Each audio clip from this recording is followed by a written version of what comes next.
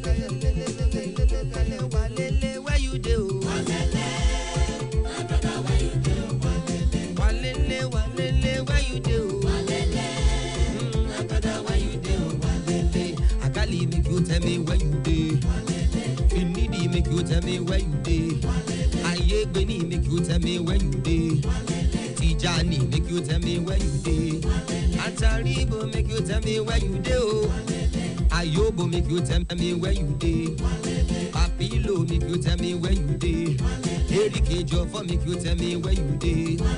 Walele, where you do? Yeah, oh, my brother, where you do? Say walele, where you do? My brother, where you do? Ukocha make you tell me where you do. Aga Wonder make you tell me where you do. Okorongbo make you tell me where you do. Sigaruba make you tell me where you do. Olise make you tell me where you do. Udeze make you tell me where you do. Ike Shorumu make you tell me where you do. Akuwegu make you tell me where you do. Ayosi Kenya say where you do. Ababa Yaru make you tell me where you do. Ujiwe make you tell me where you do. Our Super Eagles say where una do. It's another wonderful evening to you, sport fans, and welcome to Sports Live on OSBC TV. There with you, Kebale and of course, on Sports Live, it's a platform to discuss the latest happenings as far as sport is concerned. Of course, this evening, it won't be an exception as we have a whole lot of sporting information packaged for your viewing pleasures this evening. Of course,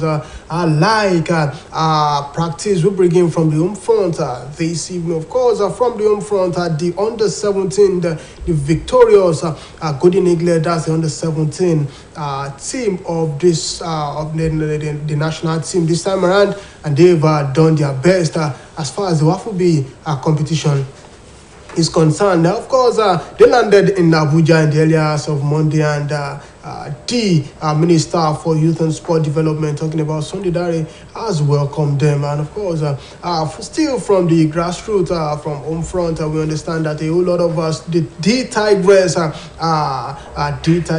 players are calling for the head of the Minister for Youth and Sport Development, Sunday Dare. And from the foreign scene this evening, a whole lot has been going on as far as transfer scene is concerned. At the moment, we understand that Chelsea are in for affair, talking about the Leeds and Brazilian winger, and of course it looks like a deal is done for them at the moment. But let's begin from the home front this evening as Khadijat and Lukman joins me in the show this evening. Yes, Khadijat, welcome on board and good evening.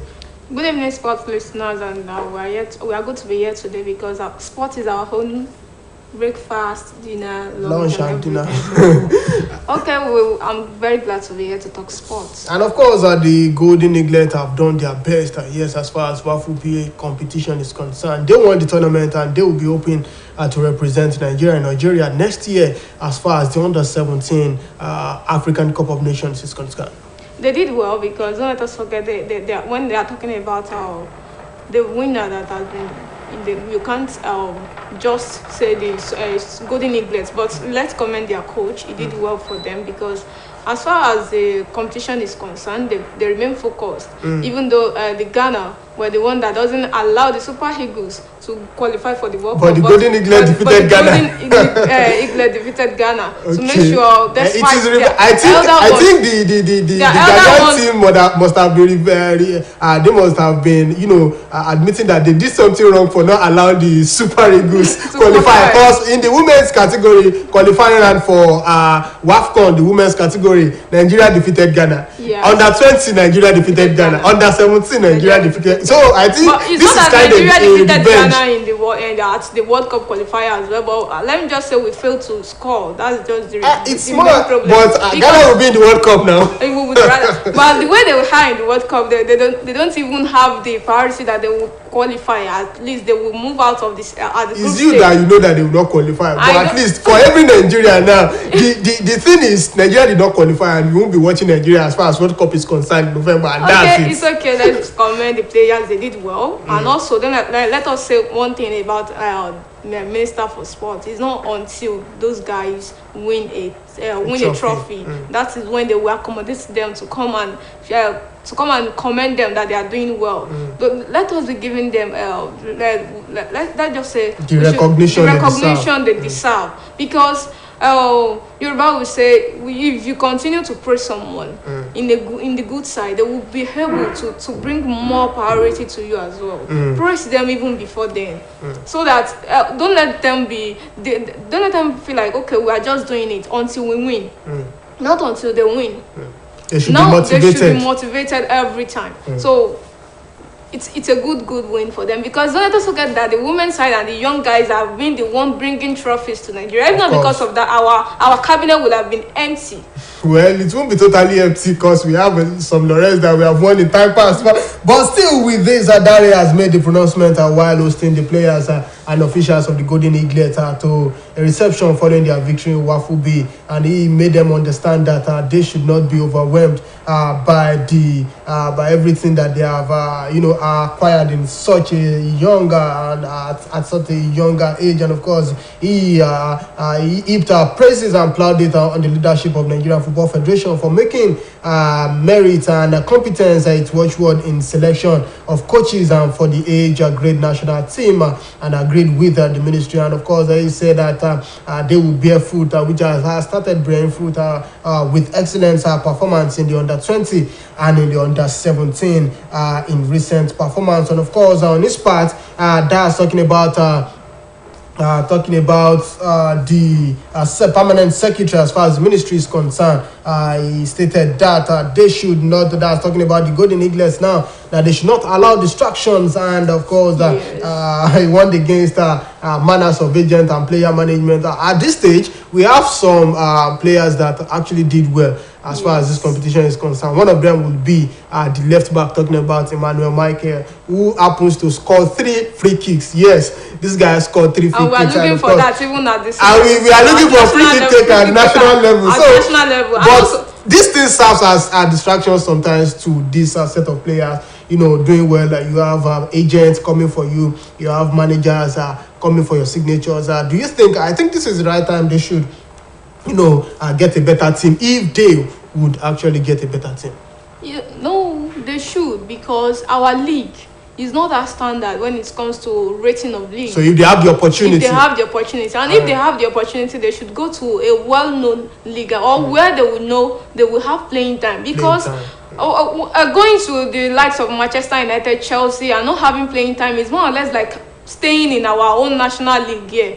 If you are staying in our national league and you have playing time, is more and more better than staying in Chelsea. Apart from you be getting a ambassadorial deal in Nigeria, they will be saying, okay, we want to sign you to be our ambassador. Even before they will sign you, you will be on the screen not just once, not twice. So get to a team that would regularly play out, so that even national teams that they are well known, they were well known to the viewers. They will be able to say, okay, we want to go for this player. That is when they will be saying, okay, if you want to bid for this player, okay, play 100 million pounds or 65 million euro or so. Depends on your consistency. And also, we have talents in Nigeria, no doubt about that. If you go to stadium every day, you will see there are young talents outside there.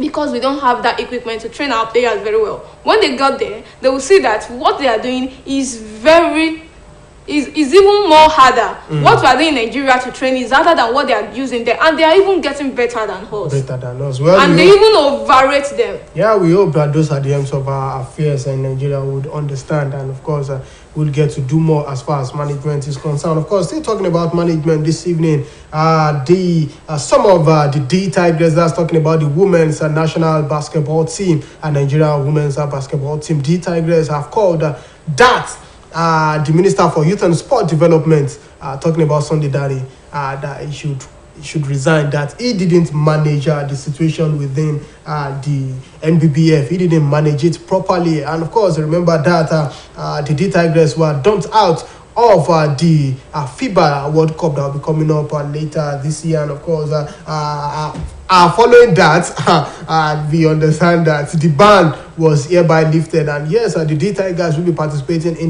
their qualifiers. But the D Tigers they are out of the FIBA World Cup. Should I say this will be my first time I will hear a country that pulled out themselves out of the competition because not just because now, they are having crisis. FIBA said they didn't reply to their message. Yes. The word that the national FIBA said they didn't reply. That was why they withdrew the national team. Yes. And they even gave us time. Don't let us forget about that. They gave us time to reply, to do everything. But all their effort to make sure Nigeria changed their mind was totally failed. Because Minister Dare is just like, okay, when this matter probably like a mediator. When this matter we were unable to solve it, we'll take it to your table and solve it for us. Why would you say they should just stop the sport just like that? But the instruction was from the president. Yes, but Minister Dare said the direction is from the president. That is what they took to the president.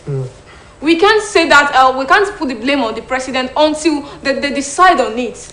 That's their decision that, okay, let us stop them from playing this. They don't think of the future that will be affected.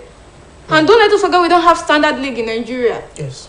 That those players will be like, okay, we don't go for the World Cup. And no team in this world we want to say, okay, we want to pull out of this because we're having crisis within.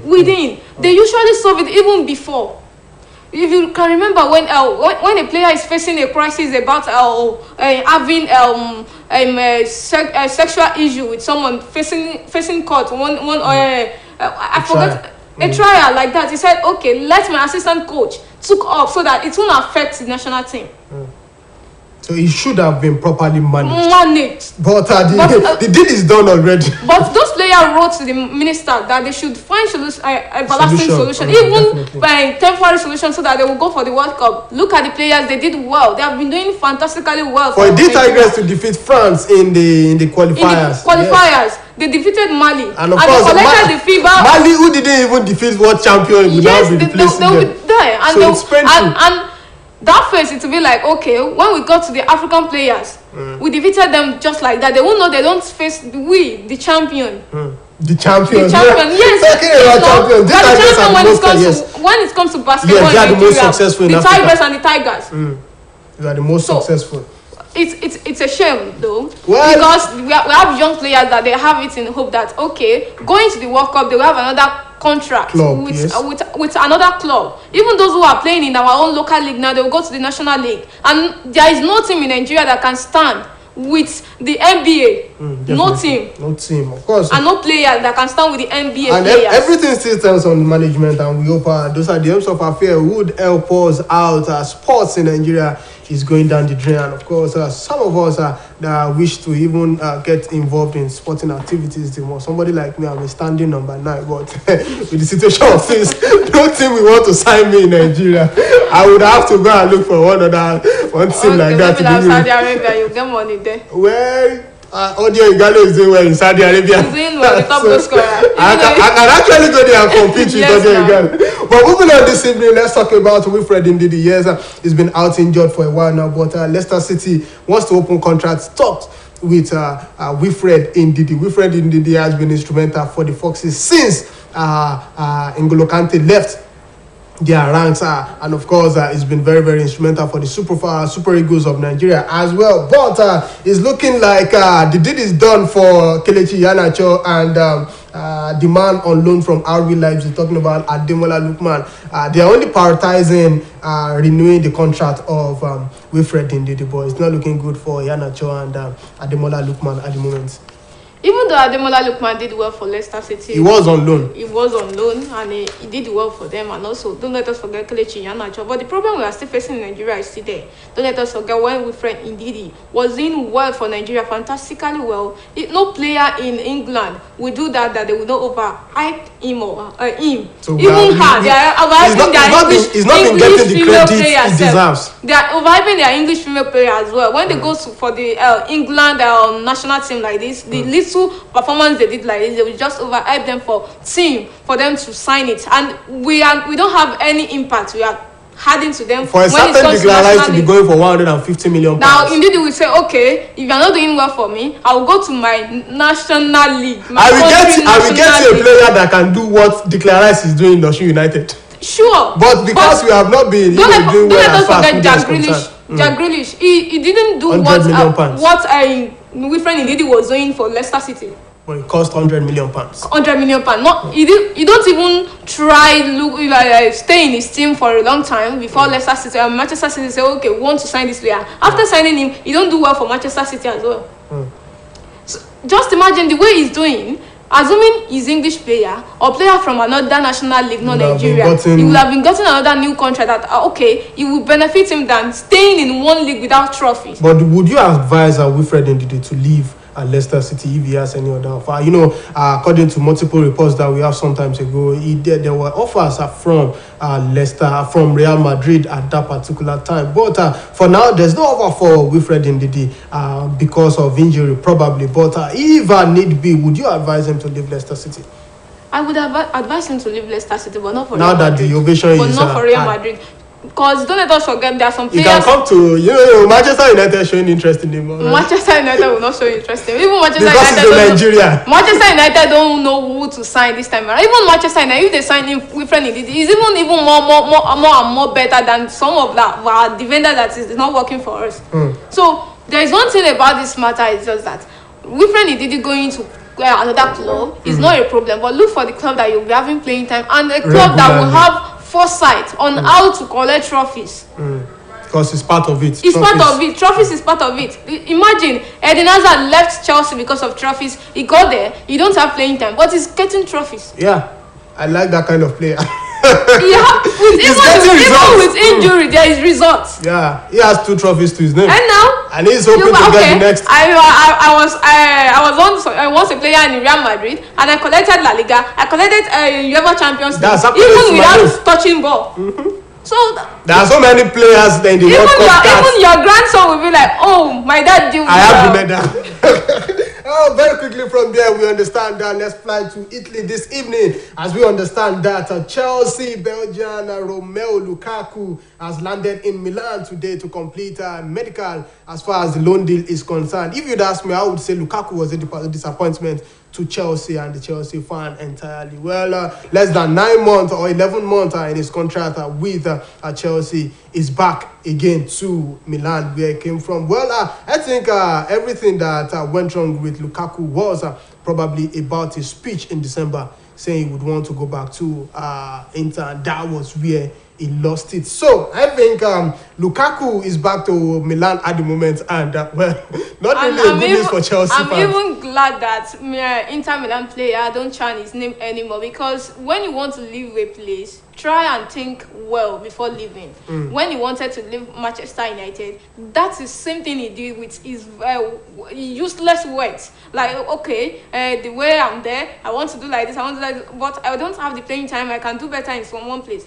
That's the same thing he did for Inter. That's the same thing he did for Manchester United, for Chelsea. So that's his own character. Let me say that's his own behavior. He has that lack of. He don't have how to manage fans how to from control one. His words. And even how to manage fans from one club to another. Even the way Cristiano Ronaldo left Real Madrid, we still have Real Madrid fans that still love him. Definitely. Manchester United then still love him. Even when he returned, they still show the love back. Juventus player will still want to show. They will still want to show the love again when even if he wants to come back. Same thing happens to Pogba. If a player lacks discipline, everything he has is nothing. It's nothing, of course. And also, don't let us forget, he's a flop because he's not a player that is ready to struggle before scoring. He wants finishing job. Nobody will finish job for you. And no one wants to finish job for you. Even in any league now, everyone wants to score. Even the vendors, if they have the opportunity, they will score. Definitely. Because they are scoring, their defense, their attack, their everything. Everybody is working together. Everything is working together so that individually they will see another increase in their demand. Players was increase in demand every summer. Every transfer window. Definitely, but because of our time this evening, let's quickly come to Chelsea and talk about Rafinha. This time around, we're talking about Rafinha as we understand that Chelsea are on the verge of signing Rafinha from Leeds United. Leeds United want 50 million above, 50 million pounds above for Rafinha. at the moment, and we understand that Chelsea are offering probably £55 million for Rafinha. I think new Chelsea manager is trying to make something work, but it's not easy though. Well, but it's not easy. It's now doubling as the owner and the sporting director. You see, a owner from in America, they don't usually spend much on players. They don't know how to invest more on players. So I would think Chelsea will, to my own suggestion, so my suggestion says Chelsea will suffer a lot towards the beginning of the season. Rafinha. The way some players, the way some stakeholders, there are some team workers are resigning, they want to leave the team. Even those who are working with Thomas Tuchel, they are leaving already. That is one thing. And even the coach is not the one saying about the player this time around. It is the new manager. Is it the new manager that wants to control the team or the coach? Well, as it is now, Chelsea are even yet to sign any players this time around because of everything. Probably because of the rejig going on in the team presently. You know, the sporting director, the technical director, we have the chairman too. Everyone stepping down for the new management. But we understand that things will pans out for Chelsea. But I pray Chelsea will not be like Manchester United. Well, in your own opinion, that they will be using trophies as history. They will be saying then when we were. Well, there are two options that Chelsea would want to balance this time around: the attacking option and the defensive part. And we understand that Mite Delight is one of the top targets for Chelsea at the moment. But they have changed their options because Juventus are not ready to collect anything lesser than €100 million. So they have turned their attention to Kalidou Koulibaly. Yes, I'm talking about Kalidou Koulibaly this time around. He doesn't want to leave Napoli, but they are asking some of their top players to take a pay cut. He's not ready to take pay cut, so he might probably be on his way to Stamford Bridge any moment from now, if everything pans out like they understand. We are talking about Kalidou Koulibaly right now. Kalidou Koulibaly is a standard, and he's a standout player, even with his national team and Senegal as well. Because let us forget that every team wants to African champion. Everyone wants to collect trophies, and everyone wants to be shining every time. So to collect pay cuts, if you don't want it, we'll go to another team. That's worth it. And also, don't let us forget that if Koulibaly leave, it will replace Rudiger in Chelsea. Probably replace. In your own opinion, he will replace. Do you think Kalidou Koulibaly can actually fit into the space that Rudiger is with the aggression and everything, with passion? And aggression in EPL attracts card. Seriously, it's a very fast league that no player should dull themselves. No player. If you dull yourself, one of the best something else will come up. And if a defender is making a lot of mistakes like that of Maguire, why are you always talking about Maguire? Every player tends to have their on and off periods. Okay, even though he did well for Leicester City, but you don't have the horn time in the Manchester United. It's very off, even offside. Let me say offside. Always off. It's not stand out at all. But let me say, maybe with training and everything, don't always forget Thomas Tuchel is doing well in dancing players to his tune, and I pray he should. Even if he don't, they will at least. Player is like a good and bad market. You can buy something from market and you get them and you don't like it again. It's not useful for you. So okay. Well, now we need to wrap up. It's scouting. But because of our time last year, Manchester United have had an agreement for the Feyenoord player left back. Talking about Malaysia this time around, £30 million and add-ons for Malaysia from Manchester United. Now you are smiling. Should we say shout out to Manchester United? I thought they signed Sabinos and No.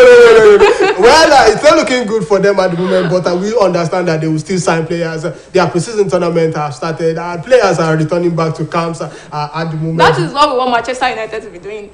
Signing star player doesn't mean you miss something star about him. Even if you sign player with less stars and have skills, with good coach, they will develop themselves. Well, we need to wrap up this evening, and finally, Novak Djokovic has beaten Tianishi Kokonaski in the ongoing Wimbledon, and of course, through to the round 3 of this tournament. He defeated him 6-1, 6-4, 6-2, and let's let you know that Venus Williams and Jamie Murray confirmed for doubles and mixed doubles as far as this year is concerned. We need to wrap up. Many thanks to everyone that made this production possible, and special thanks to Khadija Lukman for joining me on the show. Muideen Adeleke is the producer of this program. Our Motayo Adebode is my name, and until next week when we come your way again on Sports Live, I say don't stop loving sports. Good evening.